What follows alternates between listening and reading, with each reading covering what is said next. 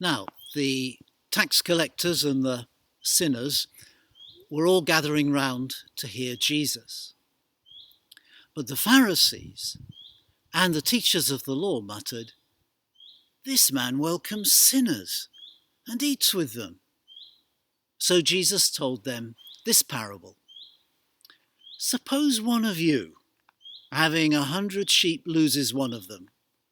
Does he not leave the 99 in the open country and go after the lost sheep until he finds it? And when he finds it, he joyfully puts it on his shoulder and carries it home.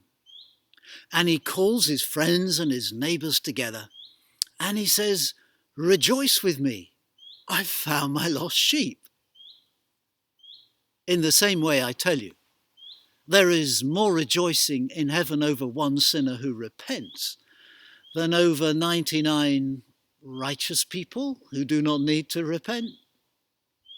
Or suppose a woman has 10 silver coins and loses one of them. Does she not light the lamp and sweep the house and search carefully till she finds it? When she finds it, she calls her friends and neighbors together and says, "Rejoice with me, I found my lost coin." In the same way, I tell you, there is rejoicing before the angels of God over one sinner who repents. There was a man who had 2 sons. The younger son said to him, "Father, give me my share of the inheritance."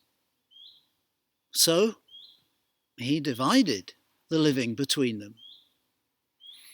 Not very long after that, the younger son got together all he had and set out for a distant country where he squandered his wealth in wild living.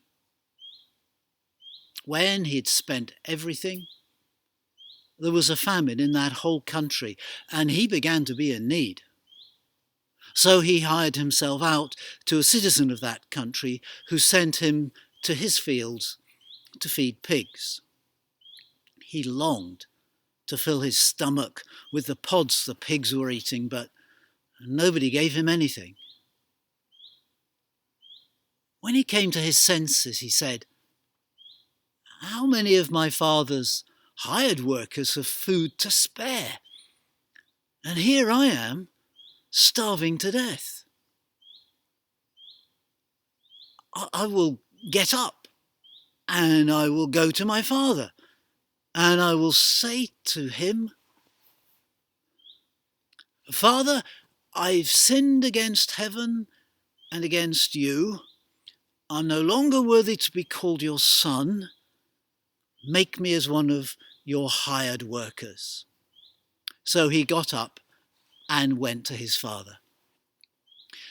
But while he was still a long way off, his father saw him and was filled with compassion for him. He ran to his son, threw his arms around him and kissed him.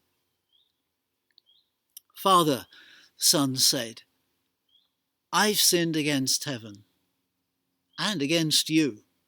I'm no longer worthy to be called your son.' But the father said to the servants, 'Quick, bring the best robe and put it on him. Bring a ring for his finger and sandals for his feet. And bring the fattened calf and kill it. And let's have a feast and celebrate. For this son of mine was dead and is alive again. He was lost and is found.' And so they began to celebrate. Meanwhile, the older brother was in the field. When he came near the house, he heard music and dancing. So he called one of the servants over and asked him what was going on. 'Your brother has come,' the servant said, 'and your father has killed the fattened calf because he has him back safe and sound.'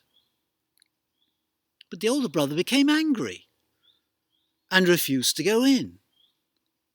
So his father went out and pleaded with him. The son said, 'Look, all these years I've been slaving for you, never disobeyed any of your orders. You never gave me so much as a young goat to celebrate with my friends. But when this son of yours, who squandered your property on prostitutes, comes, you kill the fattened calf for him." "My son," the father said, "you are always with me.